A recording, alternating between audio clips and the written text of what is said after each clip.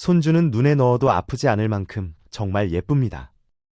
볼살에 손 한 번 대면 하루 피로가 다 풀리는 것 같고, 작은 손이 내 손을 잡을 때면 세상을 다 가진 기분이 듭니다.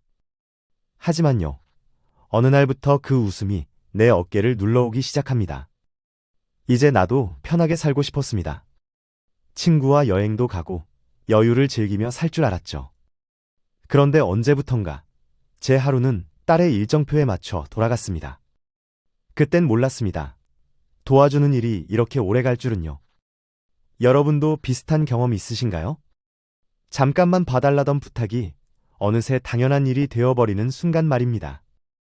처음엔 사랑하는 마음으로 시작했는데, 이제는 벗어날 수 없는 의무처럼 느껴지기 시작하죠.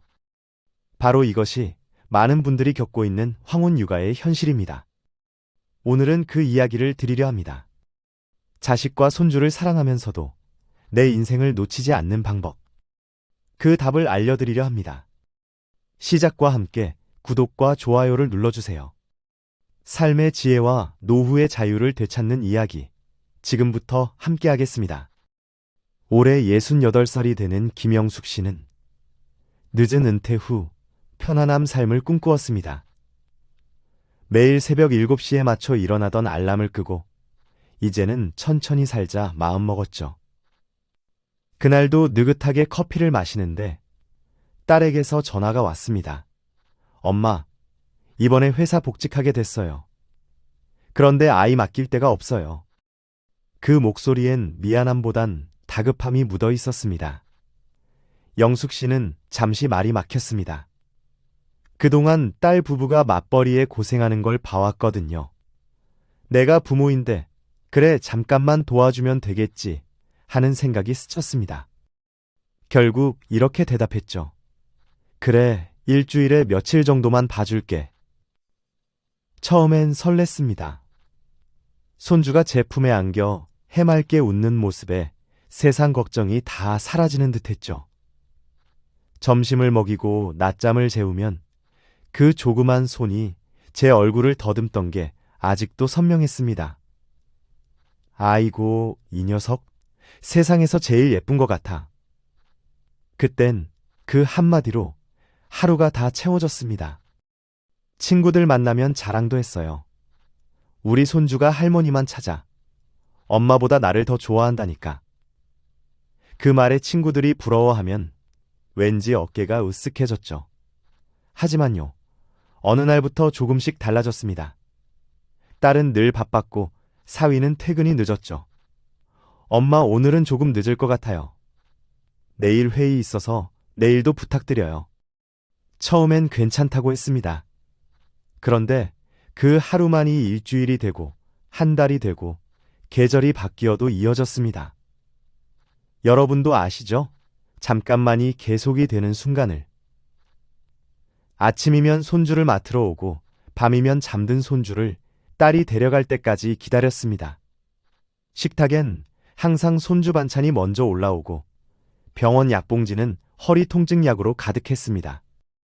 더 이상한 건요, 영숙 씨는 어느새 자신이 다시 직장인처럼 살고 있다는 걸 깨달았습니다. 정작 내 생활은 멈춰 있었지요.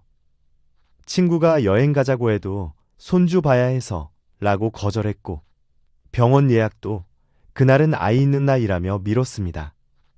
심지어 미용실 가는 것도 딸 일정을 먼저 확인했어요. 그러던 어느 날이었습니다. 엄마, 아이는 놀아주고 먹이기만 하면 돼요. 어렵지 않아요. 딸의 말은 가볍게 들렸지만 그 안엔 당연히 해주실 거죠? 라는 기운이 깔려 있었습니다. 그날 밤 영숙 씨는 거실 소파에 멍하니 앉아 있었습니다.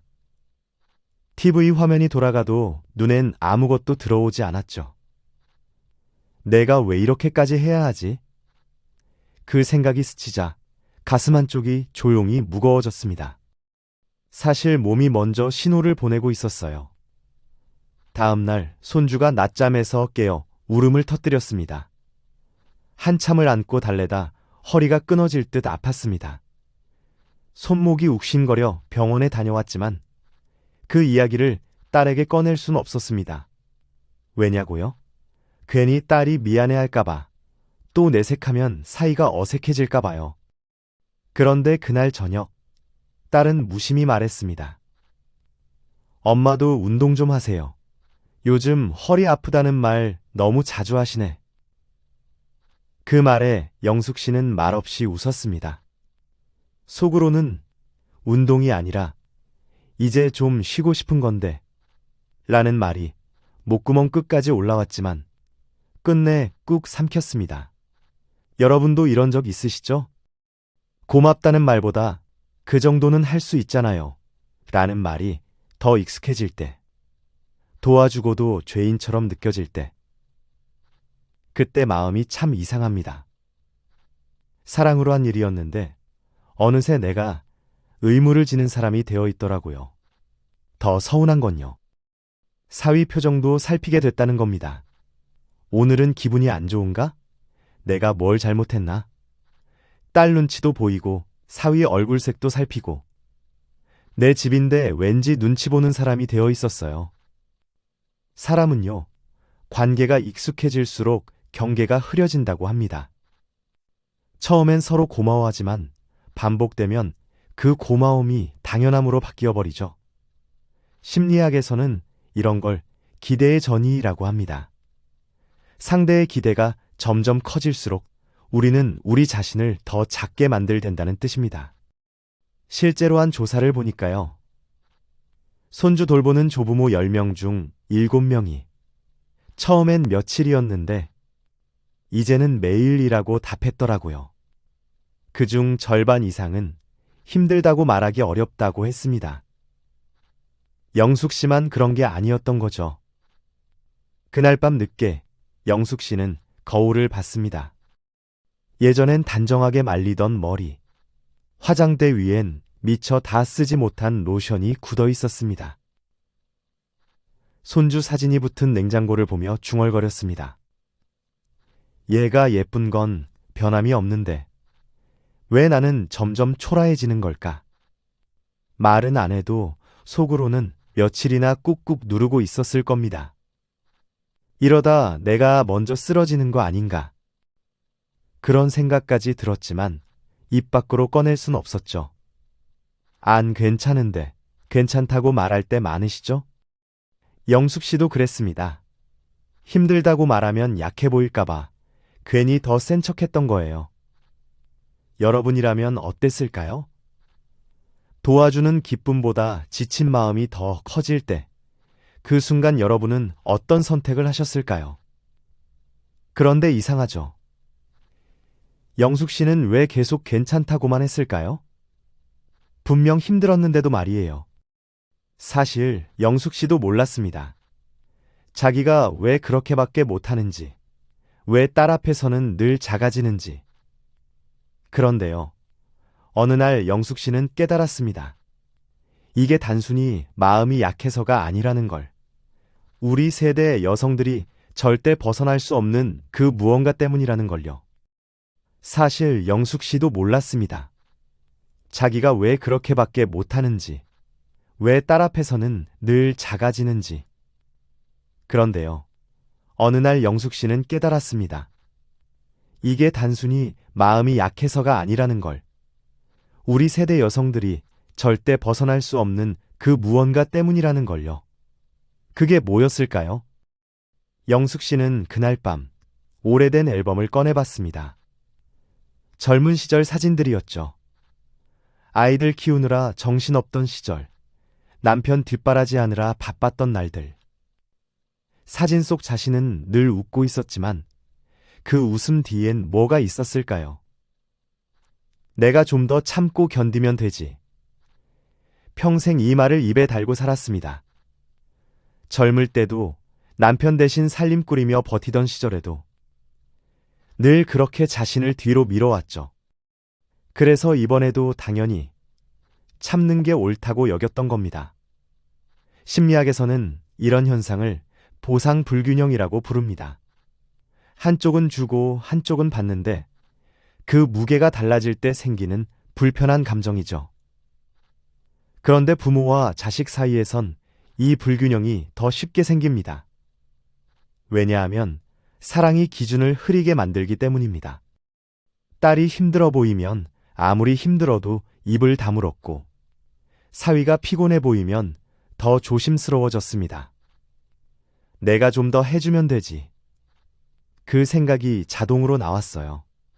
하지만 참 묘한 건요. 도와주는 사람보다 도움받는 사람이 오히려 더 여유로워진다는 겁니다. 고맙다는 말을 잊고 부탁은 점점 자연스러워지고, 그때부터 관계는 한쪽으로 기울기 시작합니다. 실제로 영숙 씨 딸도 그랬습니다.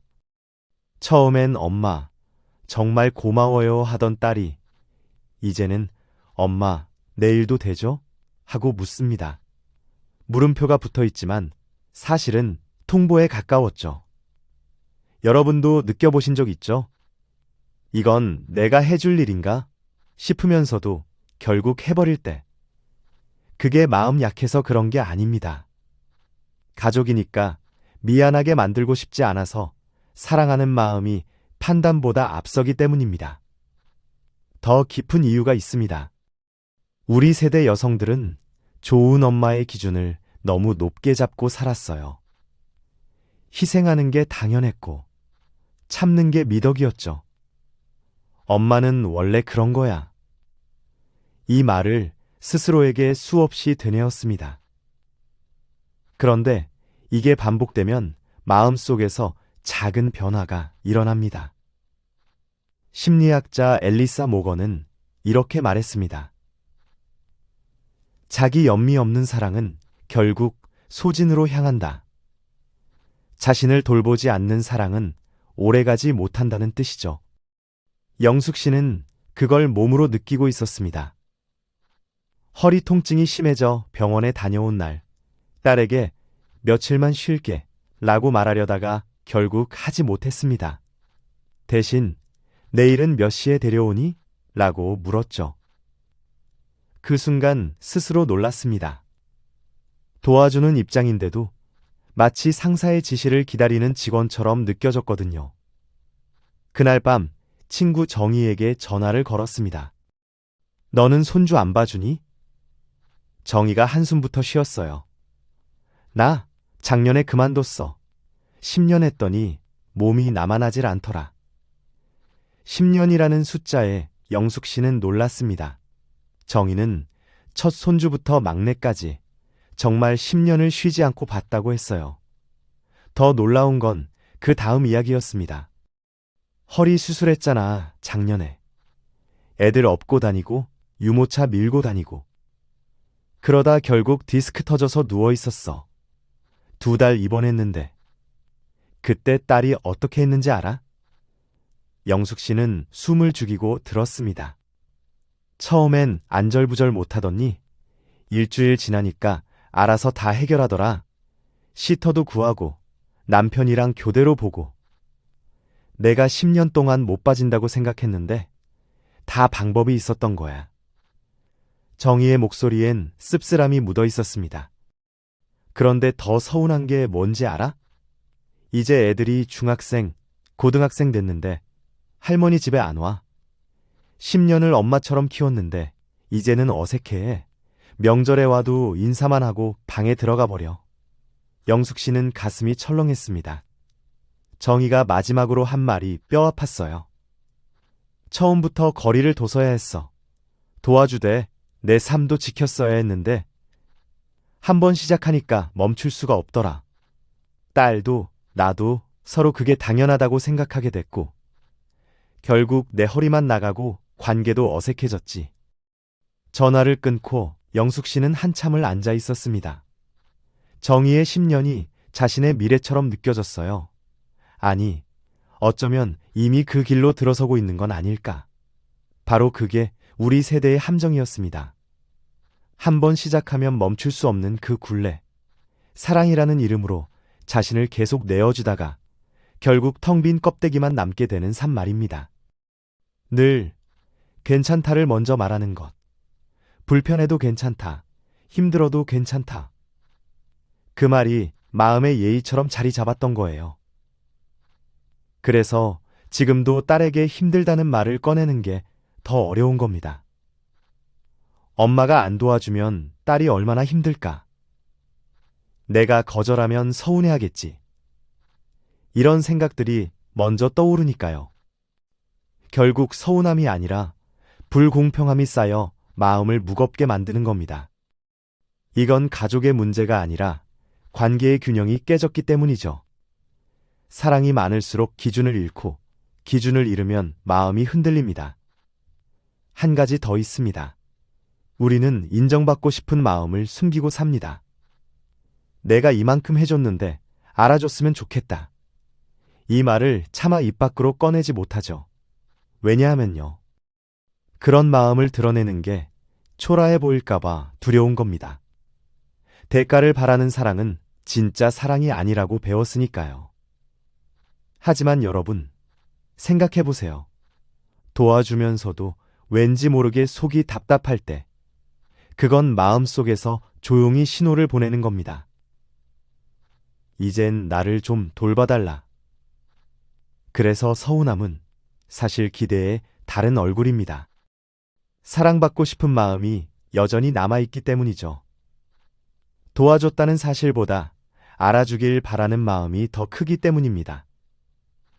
영숙 씨도 마찬가지였습니다. 손주를 봐주는 게 힘든 게 아니라 그 수고를 당연하게 여기는 딸의 태도가 서운했던 거죠. 그걸 인정하는 순간 비로소 뭔가가 보이기 시작했습니다. 아, 내가 진짜 원했던 건 고맙다는 말 한마디였구나. 내 수고를 알아주는 눈빛 하나였구나. 그런데 말입니다. 이런 마음을 가진 게 나쁜 걸까요? 전혀 그렇지 않습니다. 오히려 너무나 당연한 인간적인 마음이죠. 문제는 우리가 이 마음을 너무 오래 눌러왔다는 겁니다.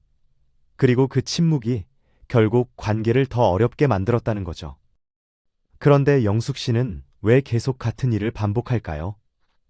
매일 힘들다고 생각하면서도 다음 날이면 또 똑같이 손주를 돌보고 있는 자신. 이 끝없는 반복 속에는 우리가 미처 깨닫지 못한 어떤 진실이 있었습니다. 그런데 영숙 씨는 왜 계속 같은 일을 반복할까요? 매일 힘들다고 생각하면서도 다음 날이면 또 똑같이 손주를 돌보고 있는 자신.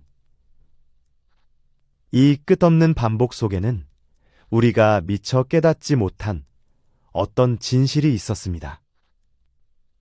그 진실을 알려면 먼저 영숙 씨의 어린 시절로 돌아가야 합니다. 꼴마을에서 태어난 영숙 씨. 7남매 중 장녀였던 그녀는 엄마를 도와 동생들을 돌보는 게 일상이었습니다. 학교에서 돌아오면 기저귀를 갈고 밥을 먹이고 울음을 달래는 일. 그때부터 몸에 밴 습관이었죠. 누군가를 돌보는 게 내 역할이야. 20살에 결혼한 뒤에도 마찬가지였습니다. 시어머니 수발, 남편 뒷바라지, 아이들 키우기, 평생을 누군가를 위해 살았습니다. 그런데 이상한 일이 벌어졌습니다. 아이들이 다 커서 독립하고 나니 영숙 씨는 허전했습니다. 내가 뭘 하고 살아야 하지? 돌볼 사람이 없으니 마치 존재 이유를 잃은 것 같았어요. 바로 그때 손주가 태어났습니다. 아, 이제 다시 내가 필요한 사람이 생겼구나.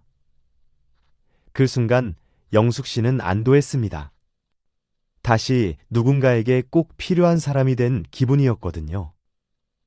심리학에서는 이런 현상을 돌봄 중독이라고 부릅니다. 평생을 누군가를 돌보며 살아온 사람이 그 역할에서 벗어나지 못하는 상태죠. 마치 일 중독자가 쉬는 걸 불안해하듯 돌봄 중독자는 돌볼 대상이 없으면 불안해합니다. 영숙 씨도 그랬습니다.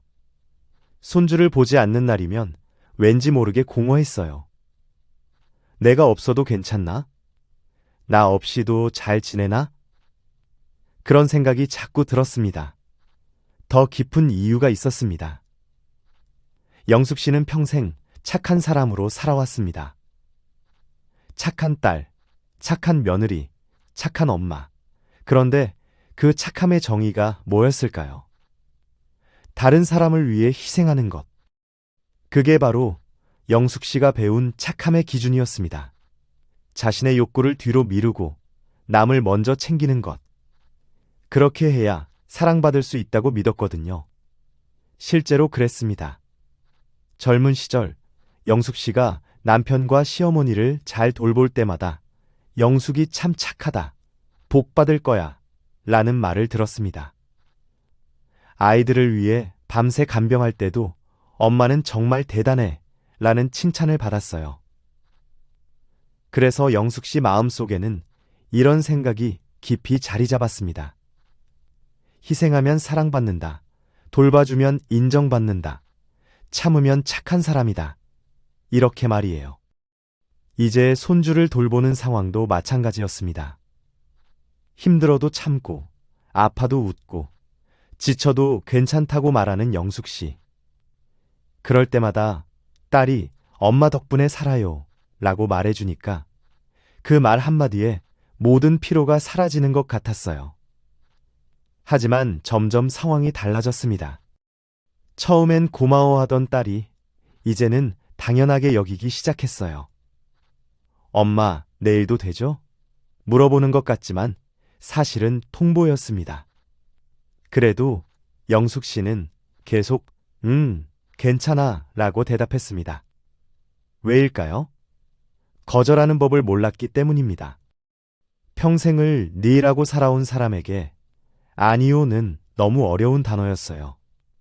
거절하면 사랑받지 못할 것 같고, 거절하면 나쁜 사람이 될 것 같았습니다. 더 무서운 건 이거였어요. 만약 손주 돌보는 일을 그만두면 그 다음엔 뭘 해야 할지 막막했습니다. 친구들은 다들 바쁘고 취미도 없고 혼자 있으면 외로웠거든요. 그러니까 힘들어도 계속하는 거였어요. 적어도 손주를 돌볼 때는 내가 필요한 사람이라는 느낌을 받을 수 있었으니까요. 어느 날 영숙 씨는 깨달았습니다. 거울을 보다가 문득 든 생각이었어요. 나는 언제부터 남의 인생을 대신 살고 있는 걸까? 손주 일어나는 시간에 맞춰 일어나고, 손주 밥 시간에 맞춰 밥을 하고, 손주 낮잠 시간에 맞춰 조용히 지내고, 내 하루는 온통 손주 중심이었습니다. 그런데 정작 김영숙이라는 사람이 원하는 건 뭔지, 김영숙이 하고 싶은 일이 뭔지는 한 번도 생각해 본 적이 없었어요. 영숙 씨는 조용히 울었습니다. 슬픔 때문이 아니라 깨달음 때문이었어요. 아, 내가 스스로를 감옥에 가둬놓고 있었구나. 사람들이 시켜서가 아니라 자신이 스스로 만든 틀 안에서 살고 있었던 겁니다.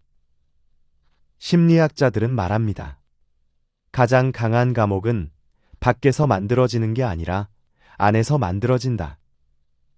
그녀의 감옥은 바로 착해야 한다는 강박이었습니다. 사랑받으려면 희생해야 한다는 믿음이었어요. 하지만 이제 알았습니다.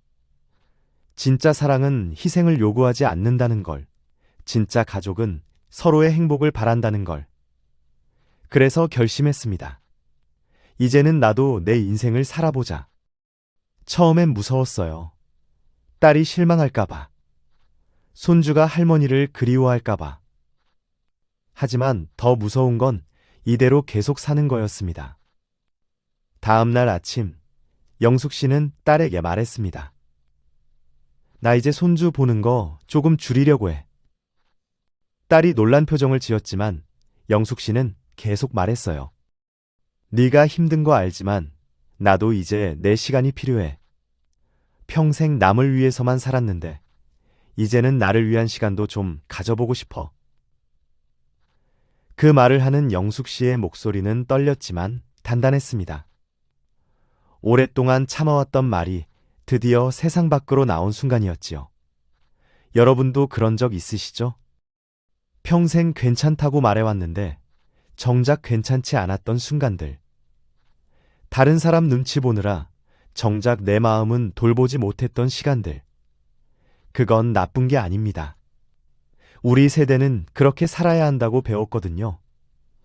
참는 게 미덕이고 희생하는 게 사랑이라고 배웠으니까요. 하지만 이제는 달라져야 합니다. 사랑한다고 해서 내 인생을 포기할 필요는 없습니다. 가족을 위한다고 해서 나를 잃어버릴 필요도 없습니다. 진짜 사랑은 서로를 살리는 겁니다. 나도 살고 상대방도 사는 것. 그게 건강한 관계예요. 영숙 씨의 변화는 거기서 시작되었습니다. 반복의 고리를 끄는 순간 새로운 인생이 보이기 시작했어요. 하지만 말하는 것과 실천하는 건 달랐습니다. 평생 몸에 밴 습관을 하루아침에 바꾸기란 쉽지 않았거든요. 그리고 영숙 씨 앞에는 예상치 못한 일들이 기다리고 있었습니다. 하지만 말로는 쉽지만 실제로는 어떨까요? 평생 해오던 습관을 바꾸는 게 정말 가능할까요? 영숙 씨에게 결정적인 순간이 찾아왔습니다. 어느 날 아침, 영숙 씨는 손주를 안다가 허리에 찌릿한 통증을 느꼈습니다. 순간 다리에 힘이 빠져 주저앉을 뻔했어요. 손주는 울음을 터뜨리고 영숙 씨는 식은땀을 흘리며 겨우 아이를 달랬습니다. 그날 병원에서 의사가 말했습니다. 허리 디스크가 많이 진행됐네요. 무거운 것 들지 마시고 충분히 쉬셔야 합니다.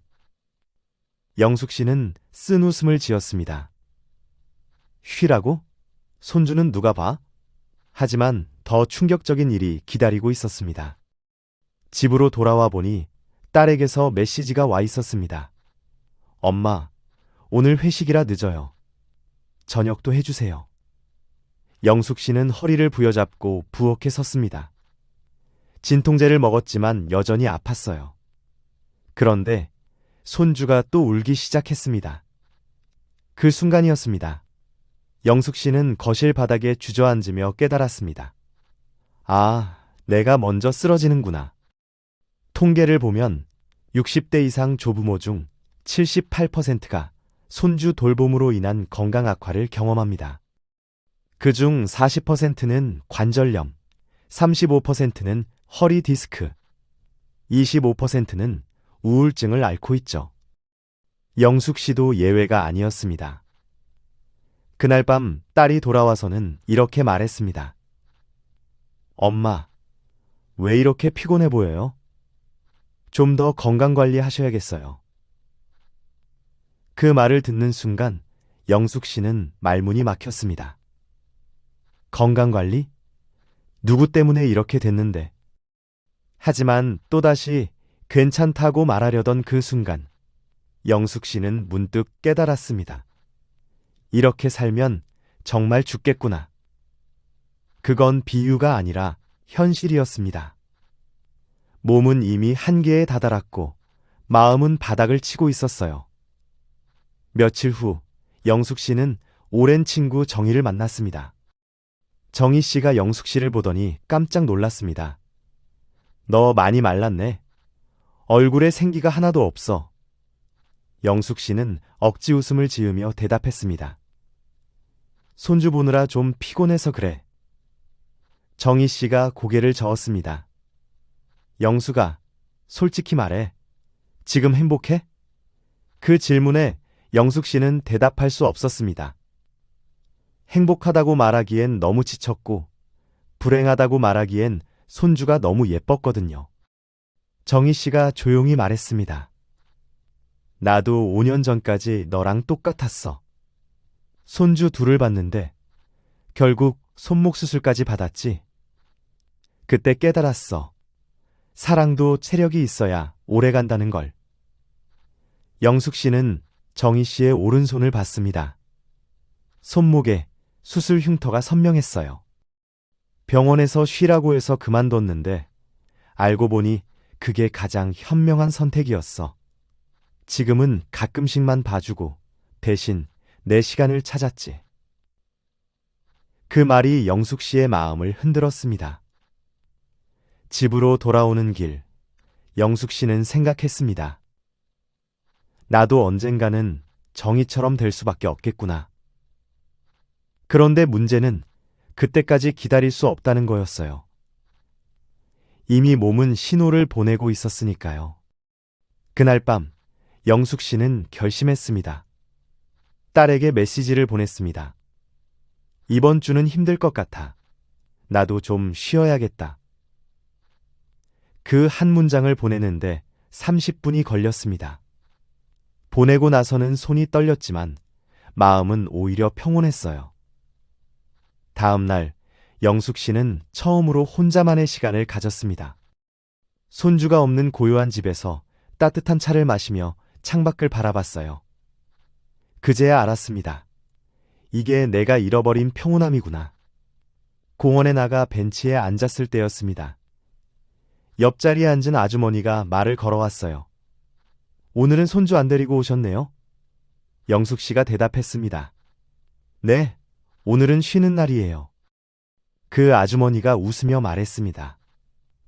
잘하셨어요. 저도 그거 깨닫는데 10년 걸렸거든요. 손주 예쁘다고 무리하다가 결국 몸 망가뜨렸어요. 그 말에 영숙 씨는 깊이 공감했습니다. 실제로 손주를 돌보는 조부모들의 이야기를 들어보면 비슷합니다. 처음에는 기쁜 마음으로 시작했지만 시간이 지날수록 부담이 커지죠. 이런 일들이 결코 남의 얘기가 아닙니다. 영숙 씨도 이제 알았어요. 자신이 특별히 약해서가 아니라 이게 현실이라는 걸. 며칠 후 딸이 전화를 걸어왔습니다. 엄마, 이번 주는 제가 아이 볼게요. 엄마 좀 쉬세요. 그 말에 영숙 씨는 놀랐습니다. 딸의 목소리에서 처음으로 배려가 느껴졌거든요. 그래, 고마워. 네가 그렇게 말해주니까 마음이 편하다. 그 순간 영숙 씨는 깨달았습니다. 내가 먼저 한계를 인정하고 말해야 상대방도 이해할 수 있다는 걸. 계속 괜찮다고 말하면 정말 괜찮은 줄 안다는 걸. 그날 밤 영숙 씨는 거울을 보며 중얼거렸습니다. 이제 내 몸의 말을 들어야겠다. 허리 아픈 것도, 손목 욱신거리는 것도, 밤잠 못 이루는 것도 모두 몸이 보내는 신호였어요. 이제 그만 쉬어도 된다는 신호. 사랑에도 체력이 필요합니다. 무리해서 돌보다가 몸이 망가지면 결국 아무것도 할 수 없어요. 그럴 바에는 적당히 거리를 두고 오래 사랑하는 게 낫습니다. 영숙 씨는 이제 안다고 말했습니다. 손주를 덜 사랑하려는 게 아니라 나를 먼저 지키려는 거야. 그게 바로 진짜 깨달음이었습니다. 자신을 잃으면서까지 베푸는 사랑은 결국 지속될 수 없다는 것을요. 사람은요, 마음보다 몸이 먼저 진실을 말합니다. 괜찮다고 다독여도 몸은 거짓말을 못하거든요. 영숙 씨는 그걸 뼈저리게 느꼈습니다. 어느 날 아침, 결정적인 순간이 찾아왔습니다. 손주를 안다가 허리를 삐끗한 날이었어요. 그 통증이 사흘을 갔습니다.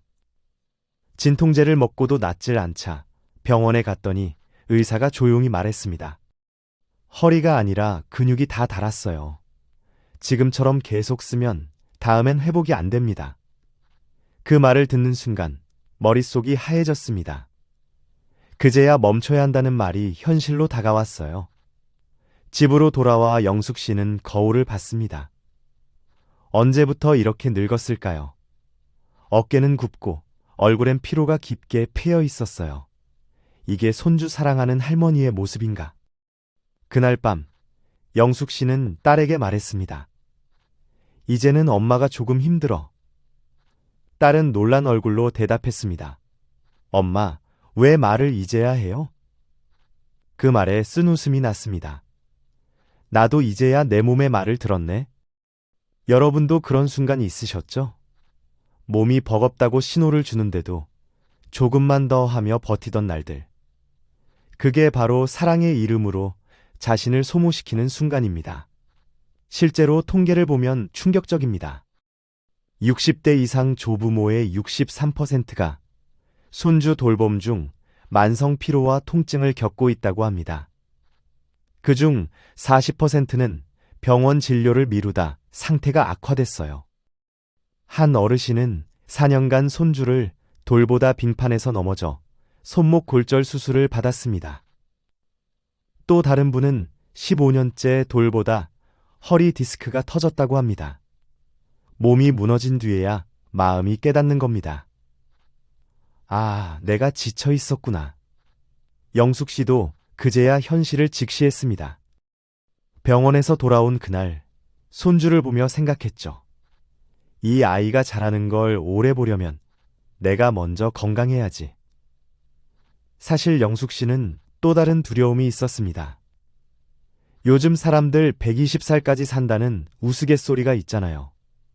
내가 이 몸으로 50년을 더 살아야 한다면, 지금 무리해서 몸을 망가뜨리면 나중에 오히려 자식들이 더 큰 짐을 져야 할 수도 있겠다는 생각이 들었어요. 한 통계가 이를 뒷받침합니다. 손주 돌봄으로 건강을 잃은 조부모의 73%가 결국 자녀의 도움을 받게 됩니다. 병원비, 간병비, 생활비까지 자녀가 부담하게 되죠. 영숙 씨는 깨달았습니다. 지금 내가 건강을 지키는 게 진짜 자식들을 위하는 길이구나.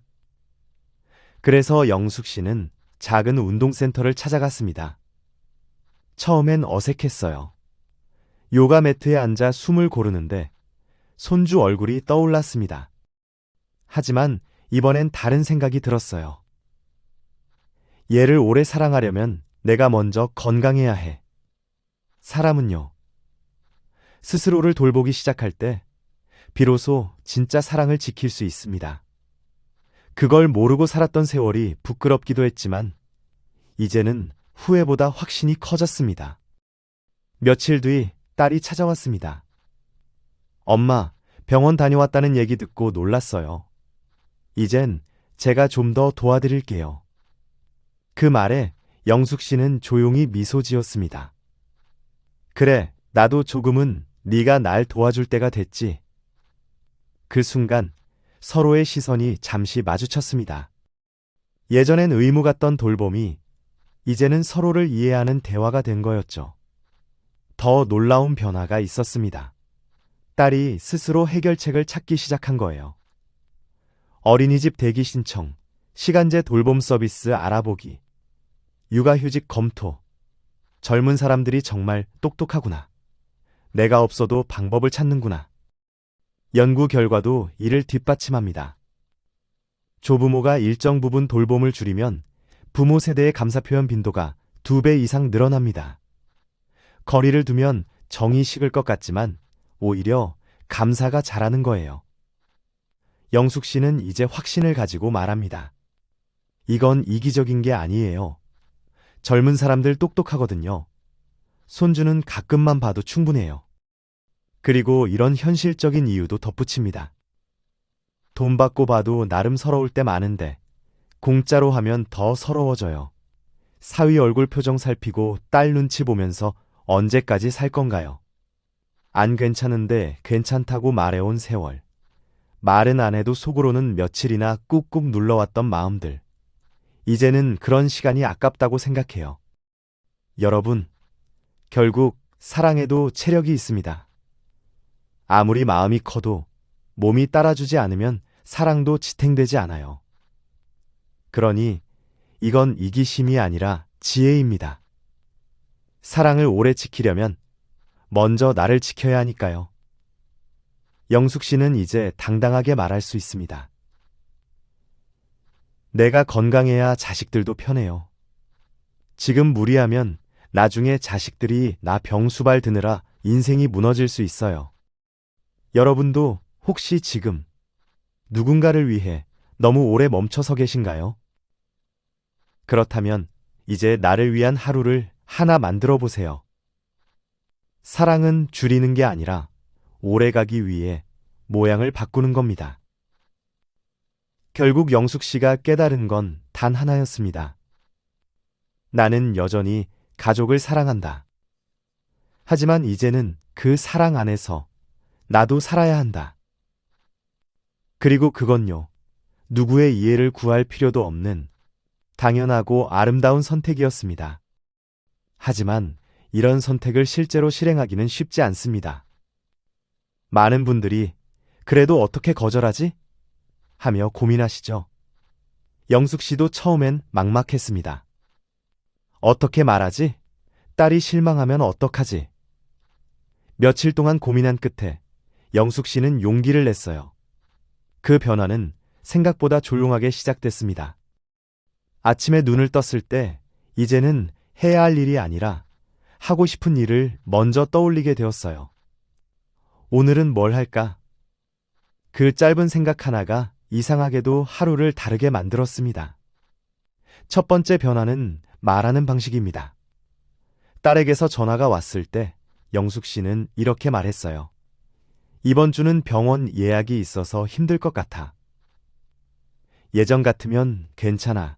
언제든 말해였는데 이제는 달랐습니다. 내 일정을 먼저 말하기 시작한 거죠. 딸의 반응은 의외였습니다.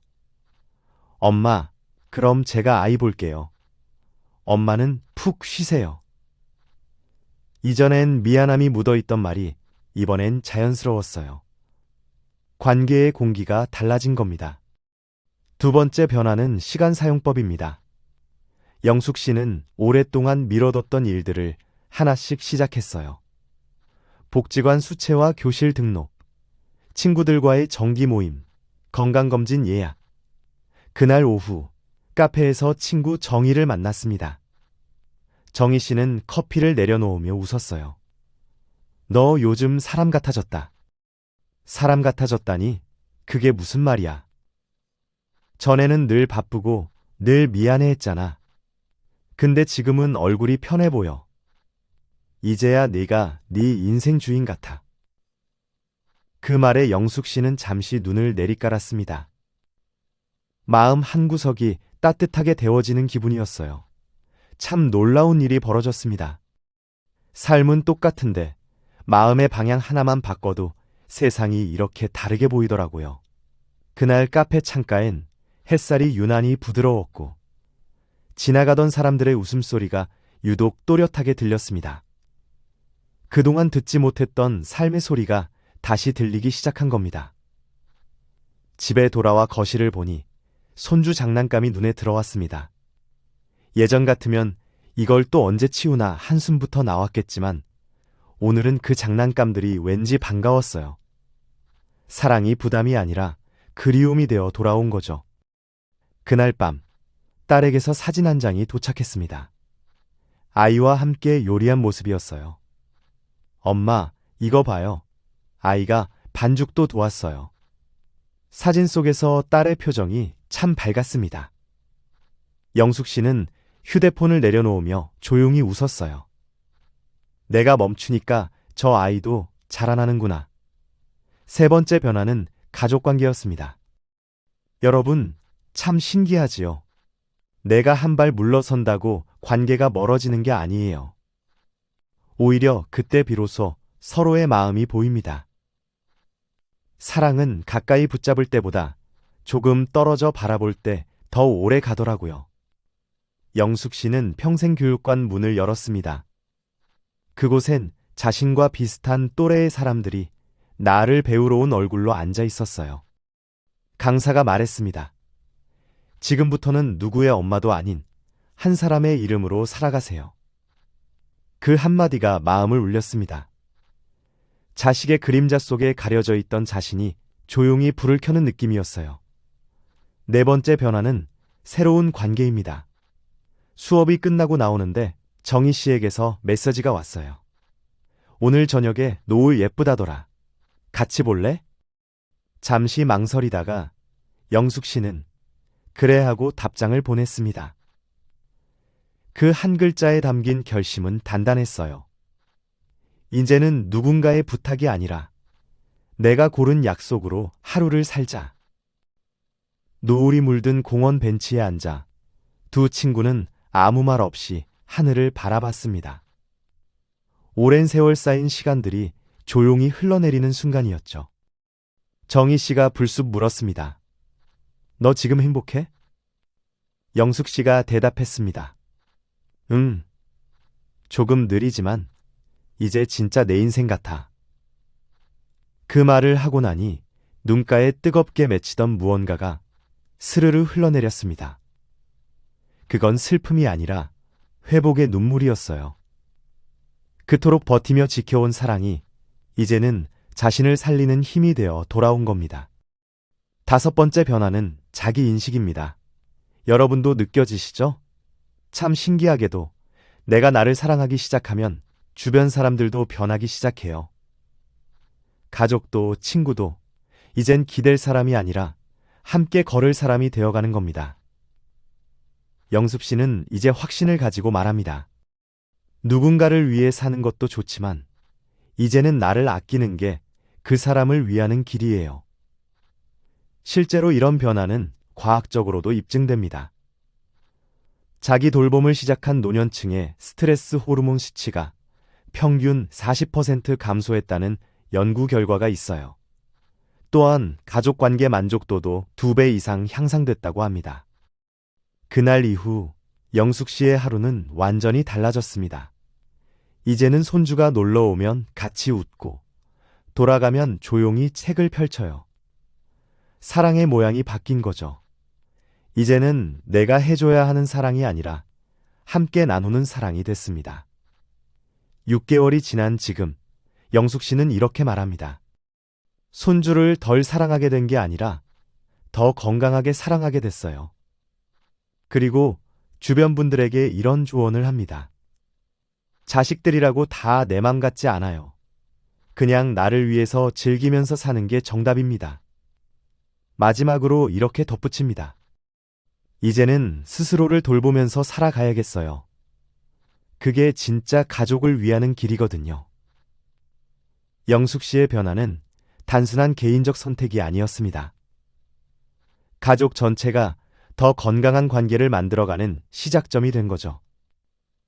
그리고 그건요, 지금 여러분의 마음에도 분명히 닿아 있을 겁니다. 나도 이제 내 인생의 주인이 되어야겠다. 그 생각 하나면 충분합니다. 그게 진짜 변화의 시작이니까요. 하지만 이런 변화가 과연 모든 사람에게 가능할까요? 많은 분들이 여전히 망설이실 겁니다. 내가 정말 이렇게 살아도 될까? 가족들이 이해해 줄까? 그런데 여기서 중요한 것은 이것입니다. 사람은 나이를 먹는다고 저절로 지혜로워지지 않습니다. 다만 오래 버텨온 시간 속에서 무엇을 놓아야 하는지를 조금씩 배워갈 뿐이죠. 실제로 이런 변화를 선택한 분들을 추적해보면 흥미로운 패턴이 발견됩니다. 손주 돌봄을 그만둔 어르신들을 추적 조사한 결과 5년 후 이들의 삶에는 공통적인 변화가 나타났어요. 첫째, 건강 상태가 현저히 개선되었습니다. 둘째, 가족 관계가 오히려 더 좋아졌습니다. 셋째, 새로운 인생의 목표를 찾았습니다. 반대로 계속 돌봄을 지속한 그룹은 어떨까요? 놀랍게도 절반 이상이 만성 질환을 앓게 되었고, 가족 내 갈등도 증가했습니다. 이는 우리에게 중요한 질문을 던져요. 과연 무조건적인 희생이 진짜 사랑일까요? 사실 이런 이야기는 특별한 것이 아닙니다. 그저 평범한, 그러나 너무도 많은 부모 세대의 현실이거든요. 한 세대 전에는 부모가 자식을 위해 일했고, 이제는 자식을 대신해 손주를 돌봅니다. 하지만 여기서 놓치고 있는 중요한 사실이 있습니다. 사랑의 형태는 바뀌었지만 희생이라는 단어만은 여전히 그 중심에 남아있다는 것입니다. 그런데 정말 그렇게 사는 것이 맞을까요? 사랑이란 결국 함께 살아야 하는 건데 왜 우리는 자꾸 나를 비워야만 사랑이라 착각하는 걸까요? 여러분도 이런 경험이 있으실 겁니다. 나는 괜찮다. 조금만 더 버티자. 그 말을 입에 달고 살았던 시간 말이에요. 그런데 여기에 함정이 있습니다. 괜찮다고 말하는 순간, 사람들은 정말로 우리가 괜찮다고 믿게 됩니다. 그러다 보니 사랑이 의무로 변하고 감사는 기대로 바뀌어 버리죠. 심리학에서는 이를 희생의 역설이라고 부릅니다. 더 많이 희생할수록 오히려 관계가 나빠지는 현상을 말해요. 왜냐하면 받는 쪽은 죄책감을 느끼는 대신 당연하게 여기게 되기 때문입니다. 그러니 이제는 그 말을 바꿔야 합니다. 나도 피곤합니다. 나도 쉬고 싶습니다. 이것은 불평이 아니라 사랑을 오래 지키기 위한 지혜의 표현이거든요. 황혼 육아에는 보이지 않는 복잡한 구조가 숨어 있습니다. 그 안에는 세대 간의 기대치 차이, 역할의 혼선, 그리고 부모니까 당연하다는 오래된 관념이 섞여 있어요. 하지만 사랑이 아무리 깊어도 존중이 빠진 관계는 결국 무너집니다. 서로의 역할을 나누는 것이 아니라 한쪽의 일방적인 희생으로만 유지되는 관계는 지속 가능하지 않기 때문이죠. 특히 가까운 사람일수록 예의가 더 필요합니다. 낯선 사람에게는 감사합니다를 말하면서 가장 가까운 가족에게는 그 말을 아끼는 경우가 많아요. 바로 이것이 부모 세대가 가장 외로워지는 지점입니다. 그래서 이제는 사랑 안에서도 자신을 지켜야 한다는 것을 깨달아야 합니다.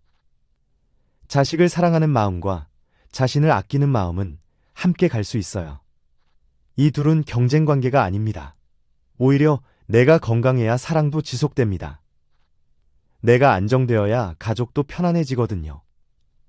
이것이 진정한 사랑의 순환 구조입니다. 생각해 보시면 우리가 살아온 세월은 늘 누군가를 위한 시간이었습니다. 남편을 위해, 자식을 위해, 손주를 위해.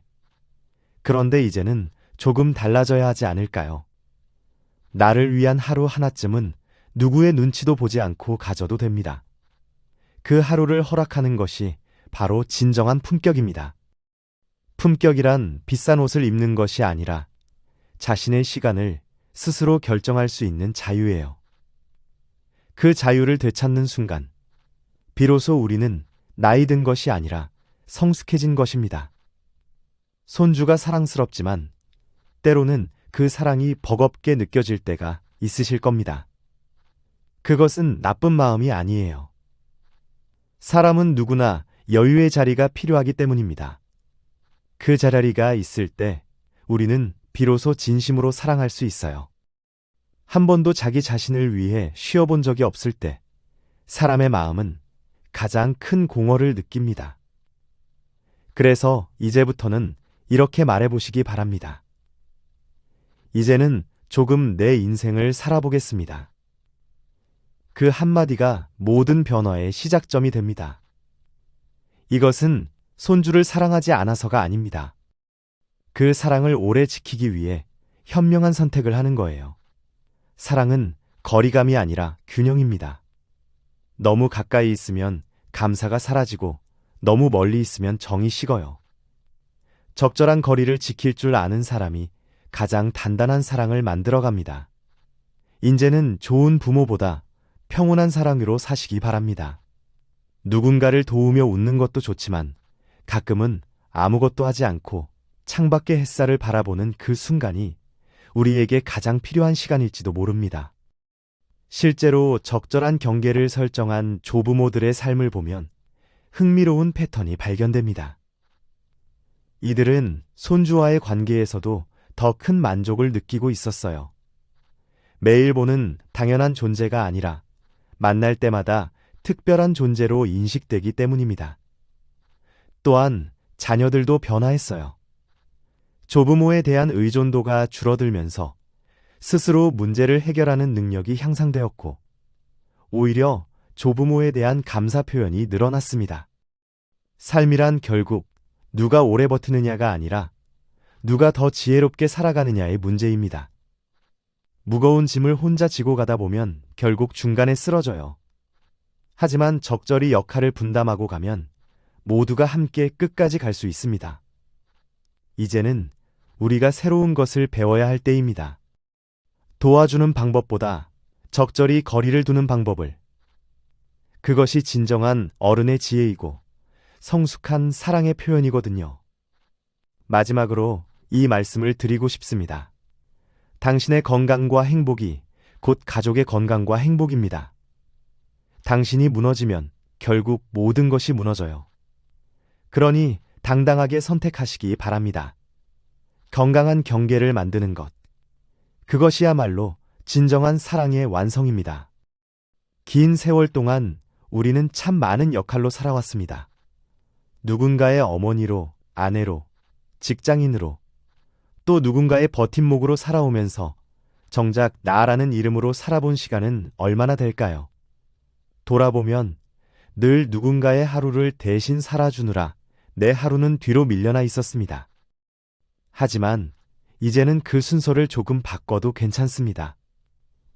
다른 사람을 위하기 전에 나를 챙기는 일, 그건 이기심이 아니라 성숙함의 증거니까요.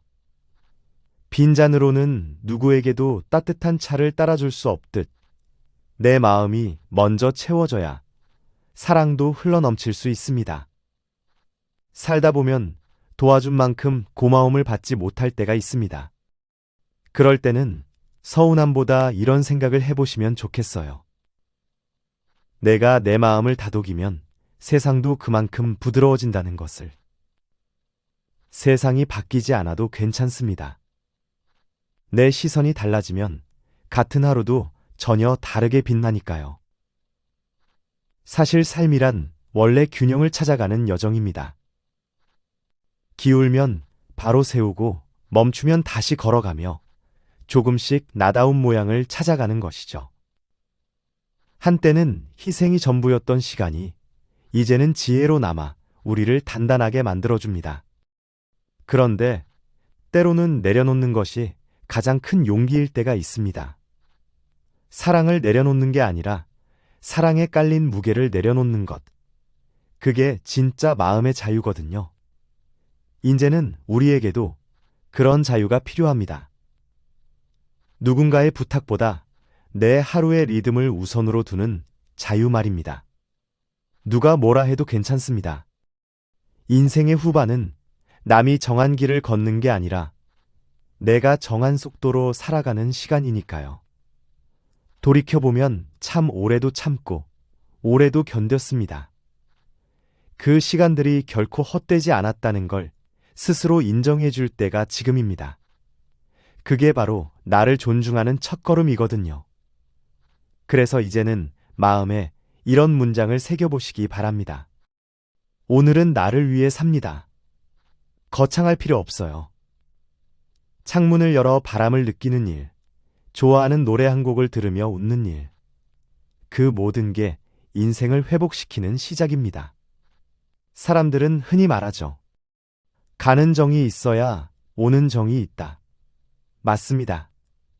하지만 이제는 이렇게 덧붙이고 싶어요. 내게도 줄 정이 있어야 세상에 줄 정이 생긴다.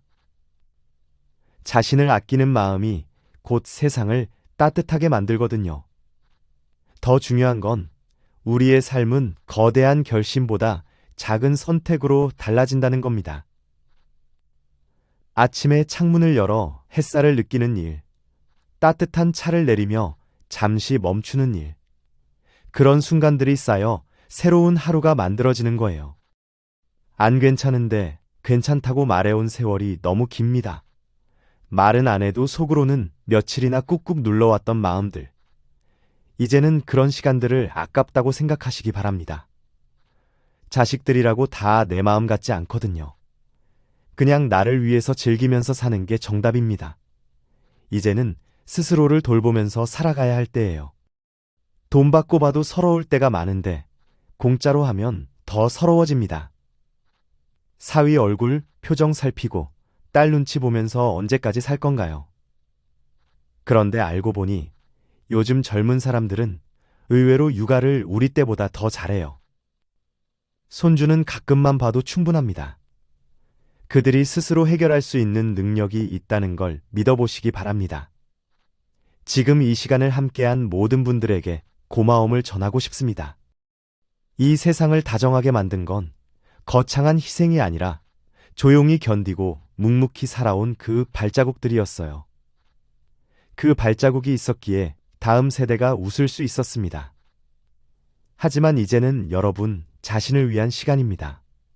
앞으로의 길에서도 스스로를 아끼고 삶을 천천히 누리시길 바랍니다. 마지막으로 이 말씀을 꼭 드리고 싶습니다. 당신의 건강과 행복이 곧 가족의 건강과 행복입니다. 당신이 무너지면 결국 모든 것이 무너져요. 그러니 당당하게 선택하시기 바랍니다. 건강한 경계를 만드는 것. 그것이야말로 진정한 사랑의 완성이거든요. 결국 여러분의 남은 인생이 진정으로 여러분 것이 되기를 바랍니다. 더 많은 인생 지혜와 노후 지혜를 나누고 싶습니다. 댓글로 여러분의 경험과 생각을 나눠주세요. 여러분의 이야기가 누군가에게 큰 힘이 됩니다. 구독과 좋아요도 잊지 마시고요. 귀중한 시간을 내어 끝까지 함께 해주신 여러분께 진심으로 감사드립니다.